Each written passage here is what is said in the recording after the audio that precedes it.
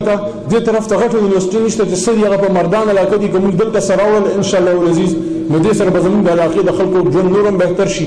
زه اخره کې بیا شکریه د خپلو ملګرو هم ادا کوم د انتظامیې او زموږ ډاکټر صاحب ستاسو او ورسره چې کوم دی رشید بھائی د میډیا د ملګرو څومره ملګري راغلي تاسو تشریف راوړی دی او ورسره دا هم ویل غواړم چې موږ هغې امیندګانو او هغه پارلیمنټري منسټرانو کې نه یو. ستاسو ایم پی اے ملک شوکت ډیډک چیرمن صاحب چې دی 15 ورځې سره په مردان کې په دفتر کې ناسي په ماښام کې په خپله حجره کې 2 ورځې په هفته کې دی په علاقه کې ایم ایل اے صاحب چې دی 2 ورځې په هفته کې په خپله علاقه کې زه باوجود د منسټر 3 ورځې زه په هفته کې په علاقه کې نه د خلکو نه پټېږو نه مو حجرې بندې دي نه چا ته پسې ټلیفون بندو نه د چا کار په پیسو باندې کوو او د اربونو روپو کار روان دی. ولیښه یو کس زما یو کارکن چې په هغه باندې د پتاسو باران شوي یا دې وښه یو کس چې هغه ملک شوکت ته یا مجاهد خان ته یا علي محمد ته چې ایزیلوټ کړي دا سیاست کوو که نه جي سیاسي خبره کوو چې په دې وطن کې ای ان پي څه خرابه پارټي خو نه وه ایم ایم اے څه خرابه پارټي وه پیپل پارټي څه خراب د تباه شوي په دې وه چې کارکونان یې ځان له په زهر وړم و لیډران یې ځان له په زهر وړم نن دې ما څه ووایي د میډیا په وساطت دا خبره کوم دا چونکې د یو سیاسي حکومت کارنامه ده دا د عمران خان کارنامه ده دا د الله فضل دی چې نن به د دې وطن هر غریب بچی هغه به راځي او په خپل شناختي کارت به 10 لاک روپو به هغه ته فری علاج کېږي. ولې دا خزانه مخکې نه وه دا حکومت مخکې نه و دا وزیر اعظم اوس په پاکستان کې پیدا شوی چې وزیر اعظم راغی دا صوبه مخکې نه وه. څه شو هغه خلک چې ویل چې موږ په قرآن باندې فیصلې کوو څه شو هغه خلک چې ویل چې موږ په جوماتونو کې فیصلې کوو څه شو هغه خلک چې په بسونو کې به مزلې کوو سرکاري ګاډۍ باندې استعمالوو. هغه ټولې خبرې نن دې ته یې انصاف تاسو له وکړئ. نن که د ختم نبوت خبره ده هغه عمران خان کوي که د ختم نبوت دپاره قرارداد دی غالي محمد پاس کړي ستاسو په دعا سره که نن د پاکستان نن جوړ شوی دا خو بیا کاله مخکې جوړ شوی دا پارلیمان نن جوړ شوی نن د مجاهد خان په برکت باندې په پارلیمنټ کې خلک وایي موږ د دین خدمت کړی مکو چې نن یې ته ووایم که نه چې ووټ پې څوک اخلي او خدمت اصل کې څوک کوي. پارلیمنٹ اویا کاله مخکې پاکستان جوړ شوی پسند 72-73 کې آئین پاکستان دا 73 آئین جوړ شو دا پارلیمنٹ د نن یو 40 کال مخکې افتتاح شوی. شکر الحمدلله سکه د مجاهد خان په تجویز او ستاسو د دې بیکاره پرځې دا بیخي د خور انسان زمون په پارلیمنٹ منسټر په ذریعہ باندې مونږ هلته کې یو ترمیم راوست صرف د 10 منټو کارو او الحمدلله نن چې د پاکستان پارلیمنٹ کې سر کار شروع کیږي نول تلاوت شي د تلاوت نه پس چې کوم دی حدیث بیانېږي د مجاهد خان تجویزو ما په عمل راوست د منسټر په ذریعہ او ټول پارلیمنٹ په امنونه وي او الحمدلله نن د پاکستان په پارلیمنٹ کې چې روزانه یو حدیث بیانېږي د دې د تاثیر نه څوک خبر دي. زه خلکو نه تپوس کوم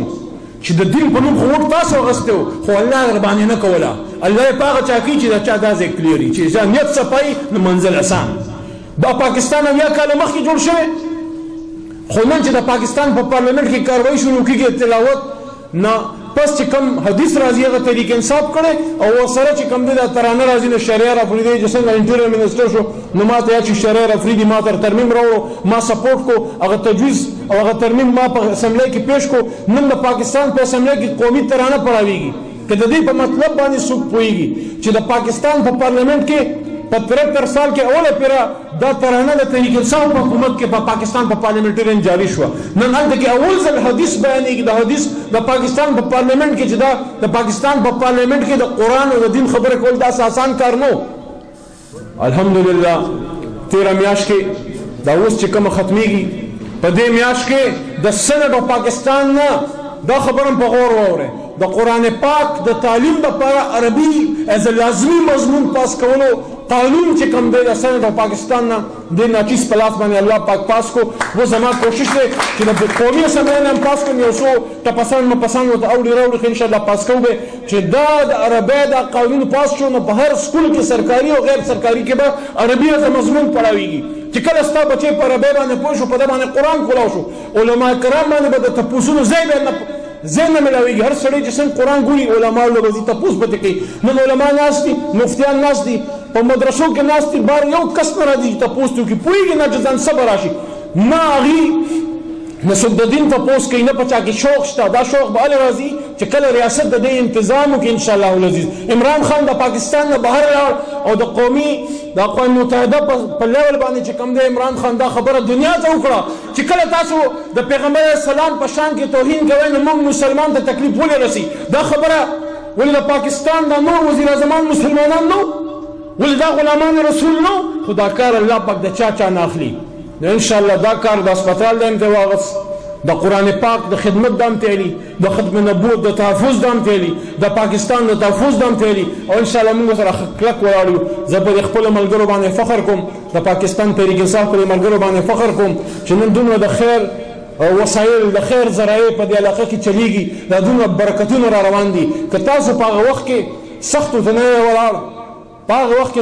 زه شمولیت وسم زه هر چاته وایم چېرې موسټ ویلکم تحریک انصاف ته راځه، موسټ ویلکم. خو اوس موږ سره نوکرین شته، لار هم شته، کوڅه هم شته، ګیس هم شته، ټرانسفارمر هم شته، هره بلا شته. خو اوس هم چې څوک راځي موسټ ویلکم، ډېر راید، درست راید. خو اصل شمولیت هغه چې خالي لاس ولاړو، په لاس کمیشن نو، په دې پارټۍ